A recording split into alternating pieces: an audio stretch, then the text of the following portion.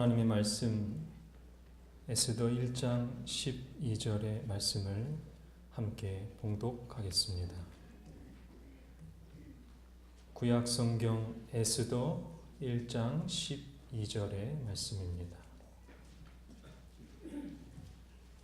한 마음으로 함께 봉독하겠습니다. 에스더 1장 12절 시작. 그러나 왕후 와스디가 내시에 전하는 왕명을 쫓아오기를 싫어하니 왕이 진노하여 중심이 불 붙는 듯 하더라. 아멘. 행복한 안식일 저녁입니다. 그러나 이 행복을 모르고 살아가는 많은 사람들에게 우리 태능교회가 그 안식일의 축복과 행복을 나누는 그런 교회가 되기를 간절히 기도합니다. 아멘. 오늘도 부족한 저는 하나님께 기도하며 이 단위에 섰습니다. 사랑하는 성도 여러분, 오늘 마음속으로 저를 위해 기도해 주시겠습니까? 아멘. 오늘 부족한 저를 사용하여 하나님의 성령의 역사하심이, 하나님의 음성이 선포되는 귀한 말씀이 되기를 간절히 기도합니다. 아멘. 에스더 강해 설교 첫 번째 시간입니다. 오늘 저는 겨울 왕국이라고 하는 제목으로 여러분들과 함께 하나님이 주시는 하늘의 놀라운 은혜들을 나누고자 합니다. 겨울 왕국. 이제 봄이 오기 시작하는데 왜 뜬금없이 겨울 왕국일까요? 오늘 설교를 집중해서 들어보시기 바랍니다. 화면에 보시면 나니아 연대기라고 하는 소설에 나오는 주인공들이 사진으로 보여집니다. C.S. 루이스라고 하는 아주 유명한 기독교 작가는 하나님의 이야기를, 복음의 이야기를 소설로 쓰는 작가로 유명합니다. 그 가운데 대표적인 소설이 바로 나니아 연대기라고 하는 책입니다. 여기서 나니아라고 하는 가상의 공간, 그 나라는 누가 만든 것이냐 하면 이 화면에 보이시는 사자, 아슬란이라고 하는 사자가 만든 곳이 바로 나니아라고 하는 곳이에요. 그런데 그곳에 문제가 발생했어요. 그곳은 매우 행복한 곳이었는데 그곳에 살고 있는 마녀가 그 나니아 왕국을 겨울 왕국으로 바꿔버렸습니다. 그래서 그곳에 행복하게 살고 있던 많은 존재들이 그 겨울 왕국이 되어버린, 차갑게 식어버린 그 얼음 왕국 속에서 힘들게 살아가는 이야기가 바로 나니아 연대기라고 하는 이야기입니다. 그런데 저는 오늘 이와 똑같은 이야기를 성경 속에서 발견하게 되는 거예요. 그것은 바로 우리가 너무나도 잘 알고 있는 에스더 이야기입니다. 에스더 이야기를 모르는 사람은 아마 아무도 없을 겁니다. 그렇죠? 에스더 이야기는 동화 가운데 어떠한 동화를 닮았습니까? 여러분 생각하시기에. 저는 왠지 신데렐라가 떠오르는 거예요. 에스더가 마치 신데렐라처럼 느껴지는 거예요. 포로가 되어버린 한 여인이 왕후가 되는 거예요. 마치 신데렐라가 이제 정말 꿈에 그리던 사람과 사랑을 하는 것처럼, 그러나 신데렐라 이야기 속에서도 악당이 등장하듯이 에스더 이야기 속에서도 누가 등장합니까? 계모와 같은 하만이라고 하는 존재가 등장합니다. 그래서 너무 막 어렵게 하고, 그리고 에스더의 백성 전체를 어렵게 만드는 상황 가운데에서 이 이야기는 반전이 됩니다. 하나님의 능력으로 에스더가 기도함으로 이스라엘 백성들이 다시 회복되고 놀라운 반전의 역사를 우리는 경험하게 되는 것이죠. 이 이야기가 겨울 왕국의 이야기와 너무 닮았다는 거예요. 여러분, 성경에 하나님이라고 하는 단어가 몇 번 나올까요? 제가 한번 세봤습니다. 놀라지 마십시오. 3582번. 놀랍죠? 원어로 보면 더 많이 나올 수도 있겠어요. 그런데 여러분, 성경에 하나님이라고 하는 단어, 하나님이 쓰신 성경책에 하나님이라고 하는 단어가 한 번도 안 나오는 책이 있습니다. 그게 무엇일까요? 어떻게 하셨어요? 역시 우리 태능교회 성도님들은 성경 지식이 정말 뛰어나십니다. 에스더라고 하는 책에는 하나님이라고 하는 이름이 단 한 번도 나오지가 않아요. 단어. 놀랍죠? 그런데 왜 하나님이라고 하는 이름이 한 번도 나오지 않은 그 책이 왜 성경 안에 들어가 있는 걸까요? 궁금하시죠? 여러분, 이 화면에 보이시는 페르시아 왕국은 마치 에스더 이야기 속에서 하나님의 이름이 없는 것처럼 하나님이라고 하는 전혀 찾아볼 수 없는 겨울 왕국이었어요. 인간의 나라, 사단의 나라, 페르시아. 그런데 놀랍게도 역사는 반복되는 겁니다. 성경에 나오는 에스더 이야기의 페르시아 왕국, 그 겨울 왕국은 지금 우리가 살고 있는 이 세상을 닮았다는 거예요. 그게 너무나도 아픈 현실입니다. 지금 이 세상은 겨울 왕국이 되어버렸어요. 마녀가 나니아를 정복한 것처럼 사단이 하나님의 나라인 이 세상, 우리가 살고 있는 이 세상을 완전히 정복해서 겨울 왕국이 되어버렸어요. 우리는 너무 힘들게 살아가고 있는 거예요. 마치 페르시아의 포로가 된 이스라엘 백성들의 삶의 모습처럼 여전히 우리의 삶의 어려움과 아픔과 상처를 가지고 우리는 겨울 왕국 속에서 살아가고 있다는 거예요. 여러분, 얼마나 힘드십니까? 얼마나 이 겨울 왕국 속에서 이렇게 힘들게 엿새를 보내시고 이 자리에 앉아 계십니까? 그런데 여러분, 에스더 이야기에는 놀라운 비밀이 숨겨져 있습니다. 영감의 글에 보면 이런 말씀입니다. 한번 같이 읽어볼까요? 아주 중요한 이야기입니다. 하나님의 시작. 하나님의 남은 백성에 대하여 최후의 공포될 법령은 아수에로가 유대인들에게 내린 법령과 매우 뭐할 것이다? 여러분, 이게 너무 중요한 사실이에요.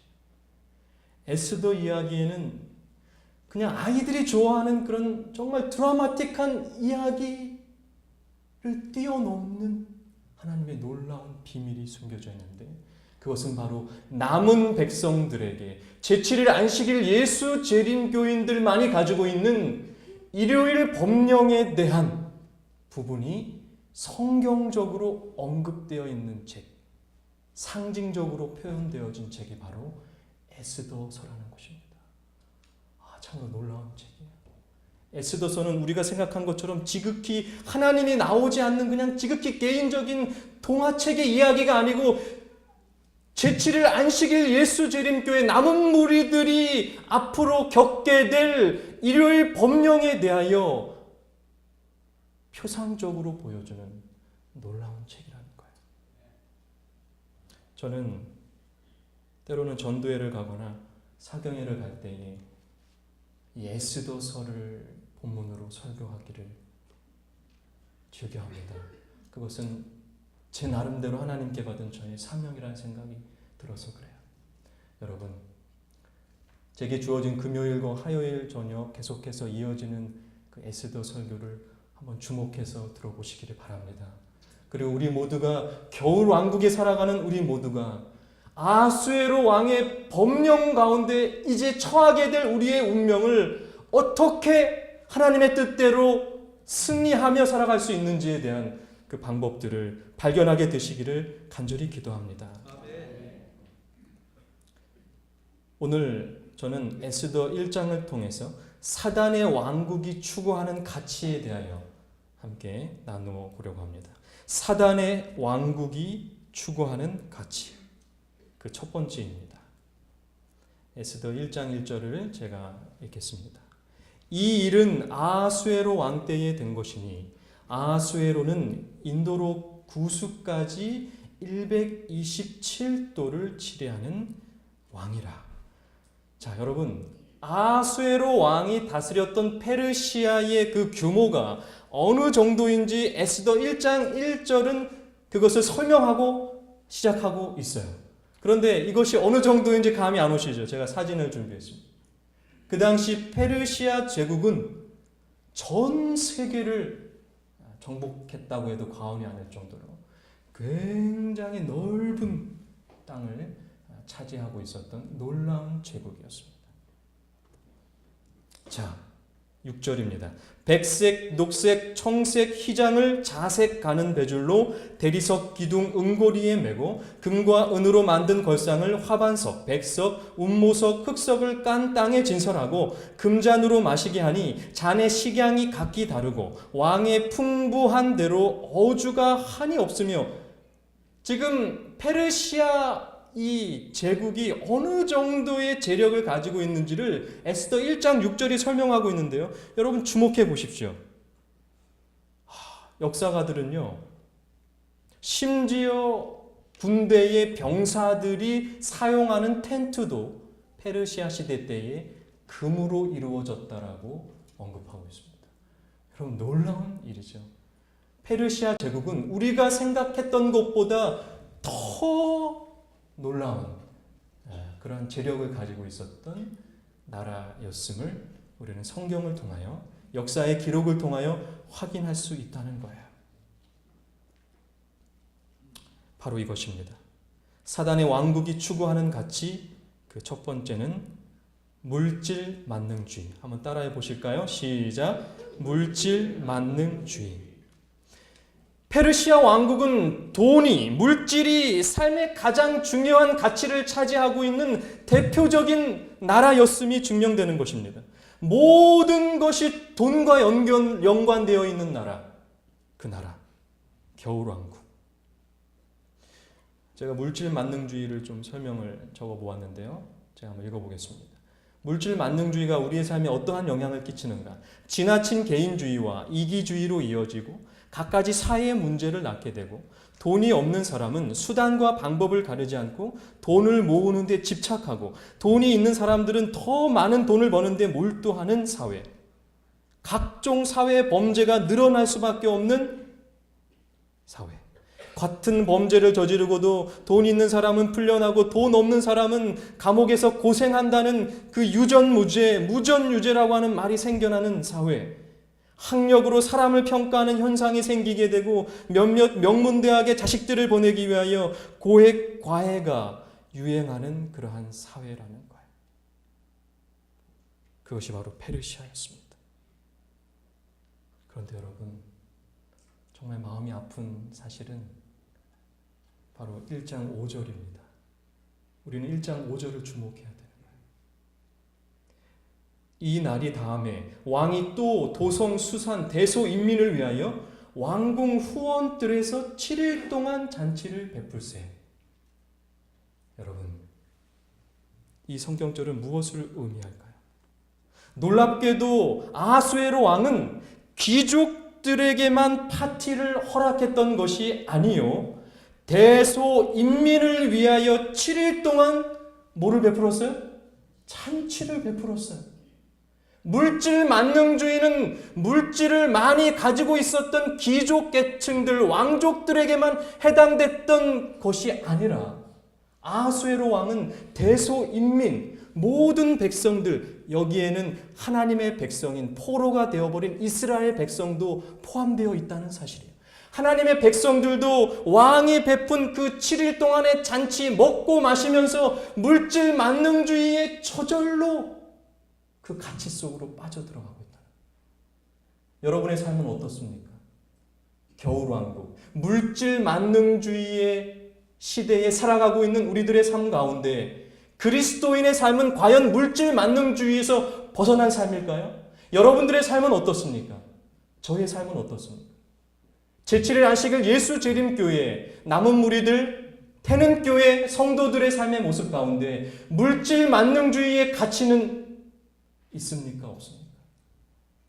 오늘 이 시간 우리의 삶을 되돌아보게 되시기를 간절히 바랍니다. 우리의 마음 가운데에도 어느덧 아하수에로 왕이 버려놓은 그 7일 동안의 잔치 속에서 먹고 마시면서 그렇게 하나님을 잊고 겨울 왕국 속에서 살아가고 있는지도 모르겠어요.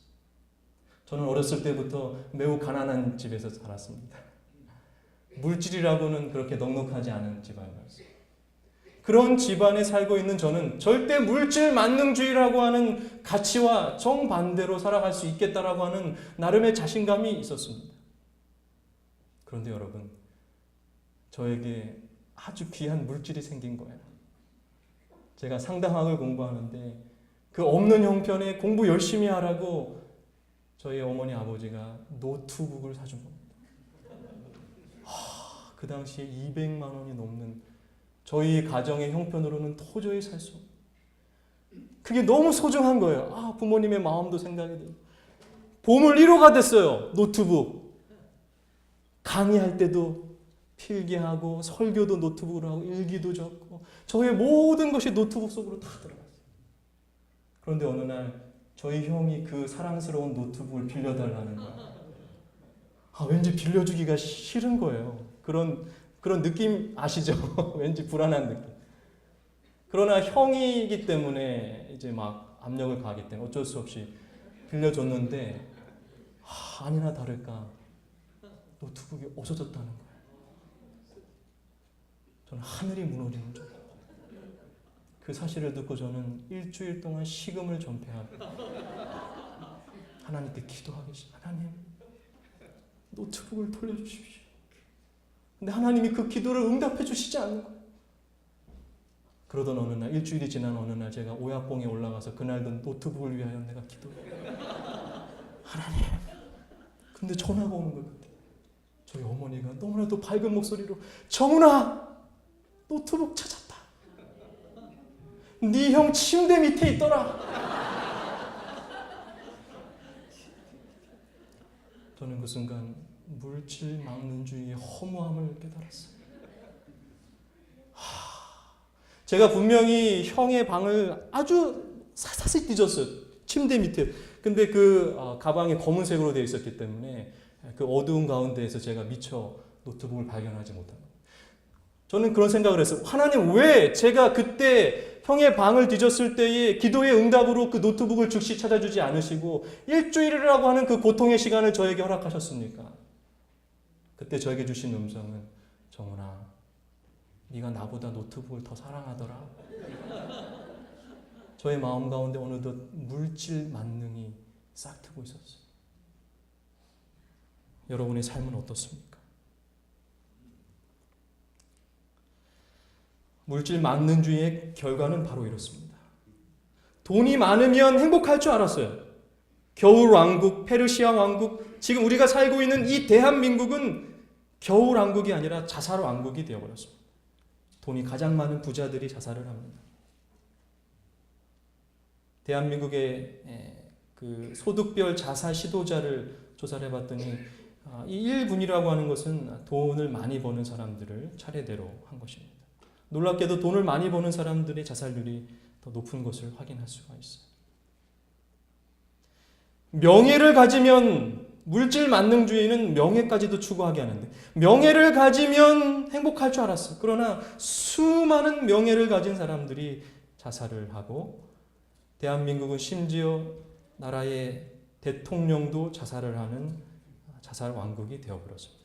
이것이 겨울 왕국의 결론적인 모습이에요. 최후의 모습인 것입니다. 여러분, 이 겨울 왕국에 살아가는 우리들의 삶 가운데에 하나님의 나라가 임하게 되기를 간절히 기도합니다. 사단이 추구하는 가치관 그 두 번째를 살펴보겠습니다. 11절입니다. 왕후 와스디를 청하여 왕후의 면류관을 정죄하고 왕의 앞으로 나아오게 하여 그 아리따움을 뭇 백성과 방백들에게 보이게 하라 하니 이는 왕후의 용모가 보기에 좋음이라. 아수에로 왕은 자신이 가진 모든 부를 자랑하고 싶었어요. 그런데 거기서 그치지 않고 누구를 자랑하고 싶은 마음이 들었어요? 자신의 여자. 이것이 바로 사단이 추구하는 두 번째 가치관입니다. 외모 지상주의. 아수에로 왕은 자신의 아내의 외모를 세상에 자랑하고 싶었어요. 와스디라고 하는 이름의 뜻을 찾아보면 그것은 아름답다, 사랑스럽다라고 하는 뜻입니다. 이름의 뜻처럼 와스디는 굉장한 미모를 가진 여인이라고 역사가들은 기록하고 있어요. 그러나 와스디의 성품에 대한 이야기는 이 에스더서에 전혀 언급되고 있지 않다는 거예요. 이것이 바로 외모지상주의입니다. 외모지상주의는 외모가 연애, 결혼, 사생활, 취업, 승진, 사회생활 전반까지 좌우하기 때문에 외모를 가꾸는 데에 많은 시간과 노력을 기울이는 거예요. 아무리 좋은 학교를 나온다 하더라도 외모가 받쳐주지 않으면 결혼을 할 수 없는 거예요. 학창시절에 아무리 학점이 좋더라도 외모 때문에 번번이 면접에서 탈락하는 사회. 그래서 외모에 신경을 쓸 수밖에 없는 사회. 막대한 시간과 돈을 들여 성형수술을 하고 그것도 모자라 몇 번씩이나 되풀이하는 그러한 사회. 심하면 신체 변형 장애까지 일으켰어요. 여러분, 이 주인공을 기억하십니까? 선풍기 아줌마라고 불리우는 이 여인은 아주 아름다운 여인이었습니다. 그러나 외모지상주의, 겨울왕국 속에서 수술을 계속해서 반복하면서 저렇게 슬픈 모습으로 변했습니다. 페르시아의 시대가 똑같았다는 거예요.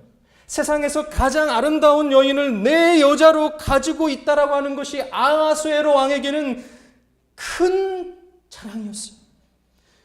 그러나 여러분, 문제는 어느덧 우리 그리스도인들 가운데, 우리 재림교인들 가운데에 외모지상주의에 빠지고 있는 사람들이 점점 드러나고 있다는 것입니다. 우스갯소리로 신학생들이 제일 이쁜 여자만 찾는다, 이런 말이 있습니다. 그런 말들이 그냥 웃고 넘길 일만은 아닌 거예요. 우리 신학생들이 회개할 필요가 있습니다. 여러분, 오드리 헵번이 아름다운 이유는 외모 때문만은 아닙니다. 여러분, 이분이 하시는 선행을 혹시 알고 계십니까? 이분이 이렇게 아름답게 늙을 수 있는 것은 외모 지상주의를 뛰어넘은 그 안에 중심이 있기 때문에 그렇습니다. 그런데 우리 태능교회 목사님들도 좀 회개를 해야 될 것 같아요. 우리 사모님들이 다 너무 이쁜 거예요. 저는 더 회개를 많이 해요. 저는 사실 외모를 보지 않았습니다. 미소를 봤어요, 미소. 그리고 성격을 봤는데 그래도 회개합니다. 여러분, 영상 매체가 발달하면서 모든 것이 다 선정적이 됐어요. 우리의 눈을 어디다 두어야 될지. 정말 여러분, 인터넷을 한번 켜보세요. 우리 아이들이 어떻게 살아갈까? 그리스도인들이 결코 예의가 아닌 것입니다. 제가 청년들과 전도회를 하는데 전도회 주제를 사랑으로 놓고 했어요. 그리고 아이들에게 질문을 던졌습니다. 남자가 좋아하는 여자의 베스트. 남자가 생각해도 멋진 남자 베스트, 이런 질문이었어요. 그런데 우리 청년들 중에 어떤 조가 이런 대답을 했는데요. 남자가 생각해도 멋진 남자는 이쁜 여자를 여자친구로 가지고 있는 남자라. 여러분, 이게 웃을 일이 아닙니다. 미국의 우리 재림교회 한 흑인 목사님이 자기는 음란한 동영상에 중독되어 더 이상 목회를 할 수 없다고 사직서를 낸 일이 있었어요. 우리가 이런 현실 속에 살아가고 있습니다. 여러분의 삶은 어떻습니까? 그렇다면 우리는 어떻게 이 외모지상주의, 물질 만능주의에서 벗어날 수 있을까요? 우리가 오늘 이 에스더 1장에서 그 해답을 반드시 발견해야 되겠어요. 그 흑인 목사님이 합회에서 사직서를 냈는데 그 합회에서 이 목사님을 그냥 잘라버린 것이 아니라 기회를 주었어요. 6개월이라고 하는 시간, 성중독 프로그램을 하고 그 가운데 예수님을 발견한 거야. 그리고 그 예수님을 다시 한번 영접하면서 그의 삶이 변화가 일어나게 되는 거야. 그리고 이제 이분이 책을 썼는데 나는 성중독자였다. 외모지상주의의 성적인 유혹 앞에서 당당히 이제 서서 많은 사람들에게, 그러한 고민과 아픔을 가진 사람들에게 힘이 되어주는 사역을 하고 있다는 것입니다. 우리의 삶이 물질 만능주의와 외모지상주의를 뛰어넘어 그들의 삶을, 우리들의 삶이 회복되는 그런 놀라운 역사가 일어나게 되기를 간절히 바랍니다. 사단이 추구하는 가치, 그 마지막 세 번째입니다. 아하수에로 왕이 명하여 왕후 와스디를 청하여도 오지 아니하였다 하는 왕후의 행위의 소문이 모든 부녀에게 전파되면 저희도 그 남편을 멸시할 것인즉 오늘이라도 바사와 메대의 귀 부인들이 왕후의 행위를 듣고 왕의 모든 방백에게 그렇게 말하리니 멸시와 분노가 많이 일어나리이다. 자, 여러분, 이게 무슨 장면이냐면 왕후가 왕의 명령을 거역하고 오지 않았던 거예요. 그 소문이 나게 되면 이 귀족들이 자신들의 부인들도 자기들의 말을 잘 안 들을 수 있다는 그런 논리를 펴는 거예요. 이것이 바로 사단이 추구하는 세 번째 가치예요. 가정의 파괴입니다. 가정의 파괴. 하나님이 최초로 만드신 가정은 매우 행복한 가정이었어요. 그러나 죄를 지은 이후에 가정이 파괴되기 시작합니다. 남성 우월주의, 일부 다처제, 기가 막힌 사단의 제도들이 등장하면서 이 페르시아 시대에도 마찬가지로 남자들이 아내들을 다스리려고 하는 거예요. 여자들이 자신들의 말을 듣지 않을까 봐 겁내하고 있는 것이 지금 언급되어 있어요. 이것이 바로 사단이 원하는 세 번째 가치예요. 지금 시대는 어떻습니까? 지금 시대가 남녀가 많이 평등해진 것은 사실이지만 그러면 더 많은 가정이 행복해야 되는데 전 세계 이혼율이 50%를 육박하며 우리나라는 이혼율의 1, 2위를 다툰다는 거예요.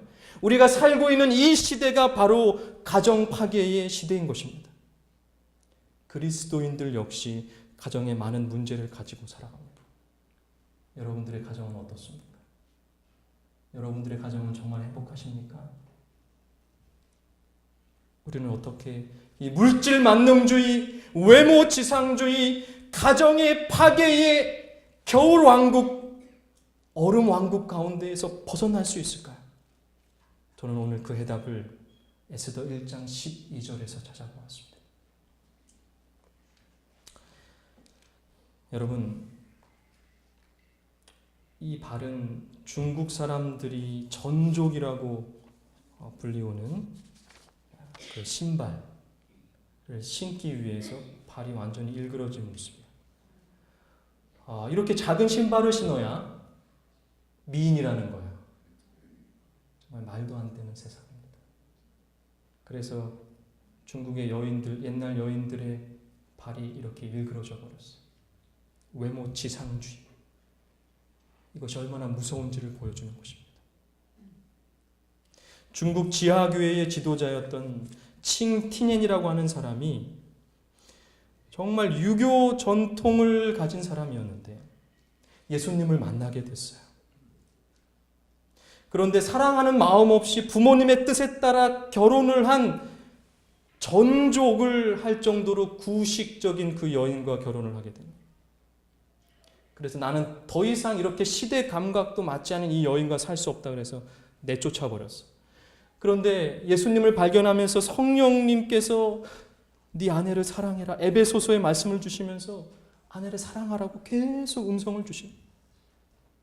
그때 이 칭티넨의 마음 가운데 이제 회복이 일어났어요. 하나님, 아내를 사랑하라고 하시니 제가 그렇게 하겠습니다. 아내의 집으로 찾아가서 용서를 빌고 이제 아내를 데리고 집에 오려고 하는데 아내의 발은 이미 전족 때문에 일그러질 대로 일그러져 있었어요. 먼 길을 도저히 갈 수가 없는 거예요. 그 순간 여러분, 이 남편은 그 당시 중국인으로서는 상상할 수 없는 일을 행하게 됩니다. 그것은 바로 자신의 아내를 업은 채 집까지 걸어온 거예요. 이게 1920년대의 일입니다. 그 아내는 남편의 훌륭한 동역자가 되어 행복한 가정을 만드는 복음을 전하게 되었습니다. 여러분, 바로 이것입니다. 이것이 바로 물질 만능주의, 외모지상주의, 가정의 파괴 속에서 우리가 살아남을 수 있는 유일한 방법이에요. 마지막으로 같이 한번 읽어보겠습니다. 시작. 그러나 왕후 와스디가 내시에 전하는 왕명을 쫓아오기를 싫어하니 왕이 진노하여 중심이 불붙는 듯 하더라. 저는 이 구절에서 그 방법을 발견했어요. 와스디가 용기를 내어 외모 지상주의 앞에서 자신을 놀이개로 만들려고 하는 물질 만능주의에서 자신을 물건으로 만들려고 하는 왕 앞에 당당히 내가 싫다라고 이야기했어요. 나는 가지 않겠다. 목숨을 걸고 그 세상 앞에 노라고 이야기할 수 있었던 그 이방인 여인 와스디의 모습이 오늘 우리들의 삶의 모습이 되기를 간절히 바랍니다. 여러분의 삶 가운데 물질 만능주의, 외모지상주의, 가정 파괴의 어떠한 그림자가 드리워져 있습니까? 그 그림자 앞에서 당당히 노라고 외칠 수 있는 우리 모두의 삶이 되기를 바랍니다. 그런데 그 노라고 하는 의미에는 싫어 라고 하는 의미도 있지만 안 돼라고 하는 의미가 있어. 안 돼. 나는 도저히 물질 만능주의와 외모 지상주의와 가정 파괴의 세상 속에서 도저히 회복될 수 없어. 나는 안 돼라고 하는 고백이 필요하다는 거예요. 그것이 더 중요합니다. 예수님의 왕국이 추구하는 가치는 바로 이것입니다. 주의 성령이 내게 임하셨으니 이는 가난한 자에게 복음을 전하게 하시려고 내게 기름을 부으시고 나를 보내사 포로된 자에게 자유를, 눈먼 자에게 다시 보게 함을 전파하며 눌린 자를 자유롭게 하고 주의 은혜의 해를 전파하게 하려 하심이라. 겨울 왕국이 되어버린 이 세상을 따뜻한 예수님의 왕국, 하늘 왕국으로 회복시키시기 위하여 예수 그리스도는 이 땅에 오셨습니다. 그리고 예수님의 사랑으로 인하여 가난한 자에게, 눈먼 자에게, 포로된 자에게 예수님의 그 놀라운 사랑이 전파되기 시작했어요. 그리고 그들의 삶이 변화되기 시작했어요. 예루살렘을 시작으로 얼어붙은 겨울왕국이 점점 녹아지기 시작하는 거예요. 여러분의 마음은 여전히 겨울왕국처럼 얼어있지는 않습니까? 저의 마음이 그렇습니다.